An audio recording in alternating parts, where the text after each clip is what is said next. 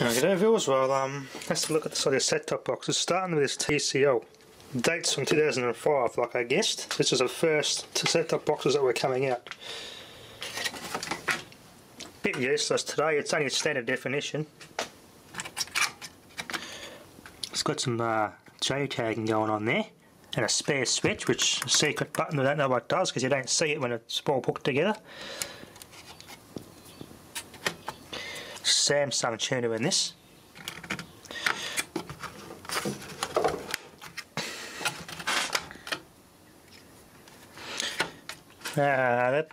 Even though if these do bugger up, I'm not going to keep. I will still try and fix these. They are good for a random signal source. And there's nothing really worth watching on TV, but as a little source for quick tests and stuff, they are still. I'll keep them just because of the. They're a dying breed. You don't see set-top boxes anymore. They're more like PVRs now. Even they're starting to become obsolete because most TVs actually record directly to a hard drive. So PVRs, separate PVRs, actually themselves are becoming obsolete too for the next couple of years. So it's just one of those things where maybe 20 years or so they'll be just, there's a bit like bloody Betamax or something. They'll be just so rare. Basically how it goes together, folds apart, the front hinges and clips off like that. There's a brains, Zoran, Super TV, pretty generic stuff for any Chinese set-top box that have got one of those processors in it. You see where a can would have went on there. And most set-top boxes are a satellite box, they have like a bit that's been glued.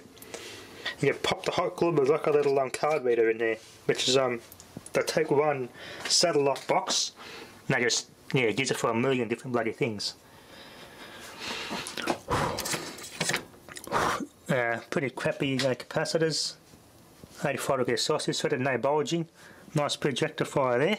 Separate full-on record component. At least they marked and isolated the board. Let's have a look underneath this thing. The spacing on this thing is very good between live and the cold side. So this is a hot part here. All this is safe. This won't zap you. It's just this half here. That's good at a design. A big gap between that. Good isolation. So for something cheap, they've done a good job. Yeah, still got flux residue all over the board. Full of it. Absolutely full of it. 2006, yeah, it's 2006, the date code. Pretty old school. It's already a decade old. That unplugs from there. Hopefully I can get the remote to these set-top boxes. I can have a mess around with the menus and see what settings and stuff these have got, and if they've got games.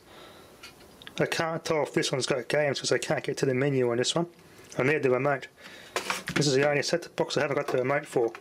So, if you get a set-top box and it comes with a remote, bonus. If it hasn't got the remote, you're pretty much, shit out of luck. Most set-top boxes like these cheaper ones, there's no menu or other button to get to the menu. You need the remote. Hopefully I'll get the remote to this set-top box, because I want to see if it's got games on it. That's another cool feature with these. There's hidden games in the menu.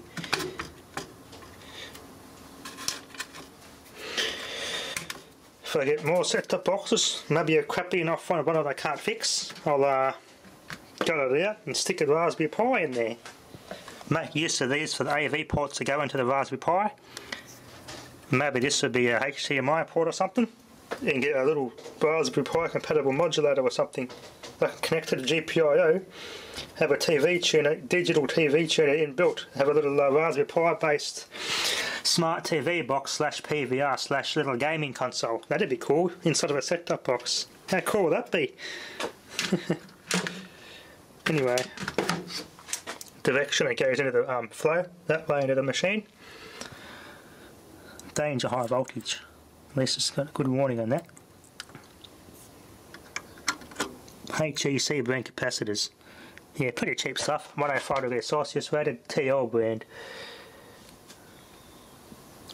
Anyway, Let's see what's inside the next set-top box. All that space with nothing in it. Check out this RST32, that's kind of universal. That's a bloody, that looks like it's a VGA connector off a bloody video graphics card. That's pretty much what it is. It's a modified VGA connector from a graphics card. SanCon brand capacitors, but they're all 105 degrees Celsius rated. Spansion, the brains made by Spansion, it's a chip manufacturer there. Aishi, Samsung, yeah. Aishi and Samsung, these capacitors always go bad. Always go bad. That's a small circuit board. That's like twice the size of a Raspberry Pi. All that space, jeez. Could have put a bloody computer inside this bloody thing.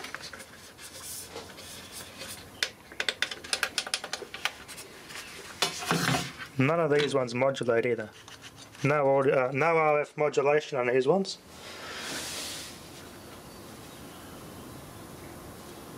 What's this capacitor? It's a 450 volt 22 microfarad Samsung main filter capacitor. Hynix, Korea, that's probably some sort of RAM for the processor. SureTech.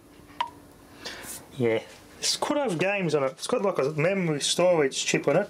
That's for the firmware and everything. They could have games stored on that, but we'll see. They won't tell you that they have games. You have to go into the menu and find them yourself.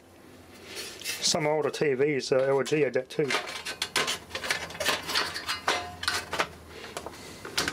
Okay, next set-top box. Well, surprisingly, visually, I can't see any bad capacitors on this set-top box. There was a heat that killed these ones, eh? Samwar cap. I remember the power supply for the capacitor died. And the other one of these I've got, my neighbour. Yeah, I've probably done videos on it before. But this one actually RF modulates, this one. A Changhong tuner. China's biggest TV manufacturer, been going since 1958 under the Celestial brand. Now they're back to Changhong again. This video out, SCART and RST32 for firmware upgrades. But there is no way I can upgrade firmware. Haven't found any firmware for any set-top box on the internet so far, apart from the really high-end satellite boxes. Heatsink on that, no other set-top box has that. That's the main processor. It's quite extensive. This is one of the earlier ones. I know Pioneer made a set-top box too. They had a nice power supply, even had an ISC plug and an earth pin on them. They were quite big for a set-top box, had a 3-quart flex on them, quite unusual. M29W160AT. Probably the RAM chip most likely. Yeah, more J-tagging tip things there. Pass the Q quality control. It's one of those set-top boxes that's absolutely useless without the remote. Luckily I've got the remote. Anyway, let's give them a test. Just for the sake of getting a signal on those TVs. Yeah, this one's also black on the inside. Interesting. The other one I got has got black in it too. Oh, let's see if this thing works. Yeah, the batteries are still good. Check that out. Warning, no signal. Yeah, typical 4:3 low resolution. Good for TV testing there. Let's get a menu. Hey, it's the same as a Healy. Hey, it's the same as Healy. Would you look at that? Same menu. Oh, really? No games?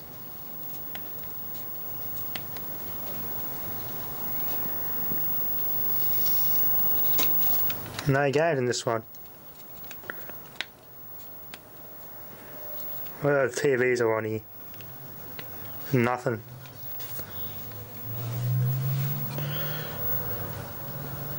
Wow, it's not a first time installation. It was never used.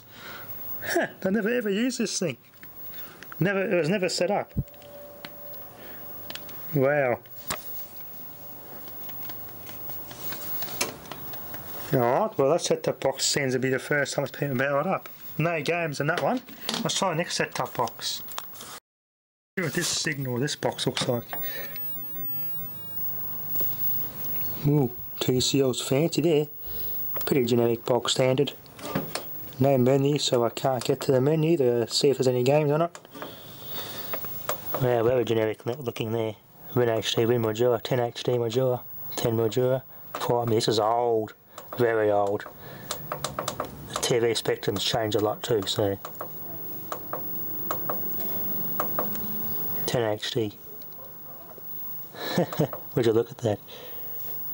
Looks like the brightness is up a little too much too. You don't want to read it cheer about prematurely.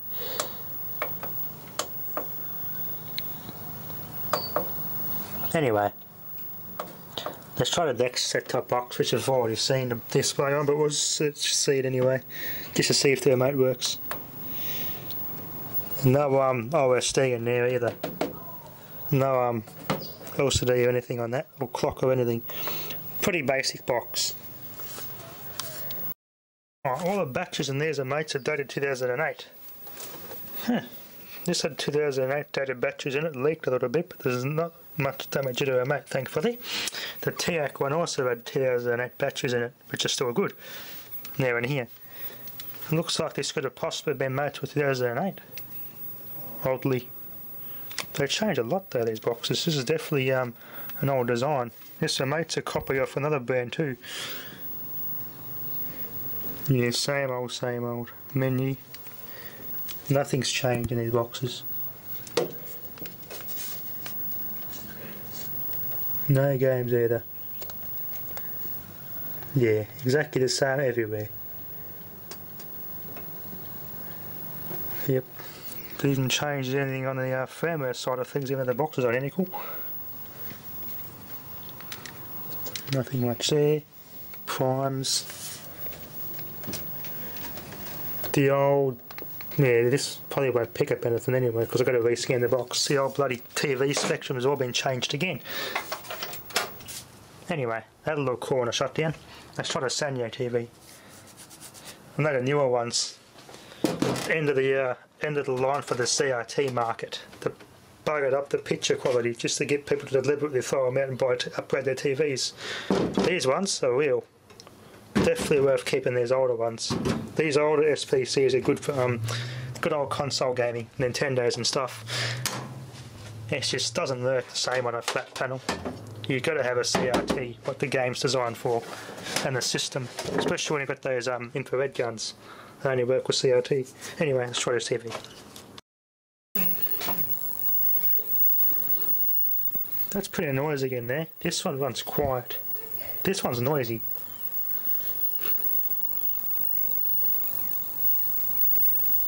Yeah, that's a deflection coil. I've got a safety deflection coil and bloody varnish. Can you believe that? It also has a monitor out. That's kind of interesting. Some rear projection TVs had that too. You can put that in here, and the output of this TV goes in that TV, and daisy chain off this TV to that TV. Kind of cool. They took the S-video out of this one, and something probably would have went there too. No S-video on this one. But it's got a composite, which is actually not a bad feature actually.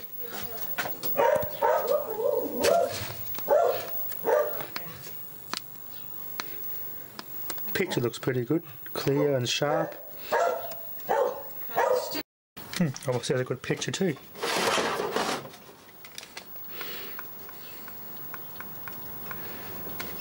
Our favourite SPS EPG.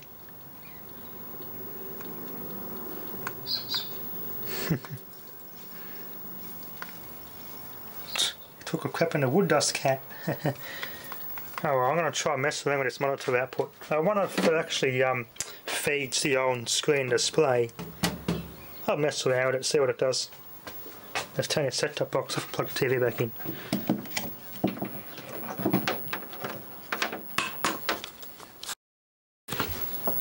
Very quiet. The deflection coil makes no noise. Very quiet, running the better quality TVs like the Panasonics. Some of the cheaper ones, they were noisy. You just hear the switching and the transformer and the deflection coil and everything. This one's bad for that. I suppose I could try an experiment where I can soak a deflection coil in wood varnish. That will shut it up.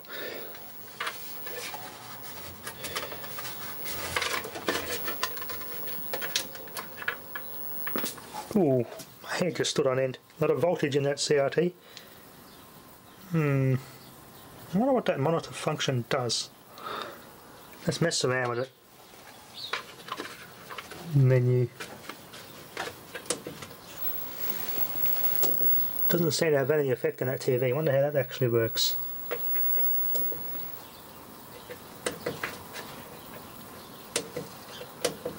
The menu's kind of cool. No. Okay. I wonder what it does. There's nothing on that screen.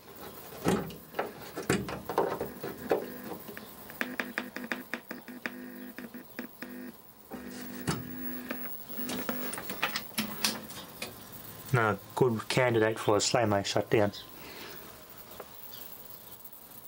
Man, this thing's noisy.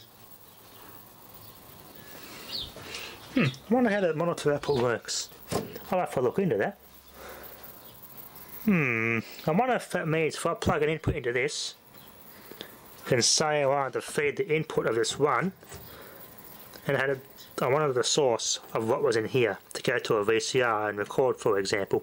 I wonder if that what it would have been for. This might be daisy chained to this, so that's just an output from whatever's plugged in here. Because I can't see that they get anywhere in the menu in this thing. There's nothing about that in the TV menu. Interesting. Anyway, that'll be enough for now. Thanks for watching.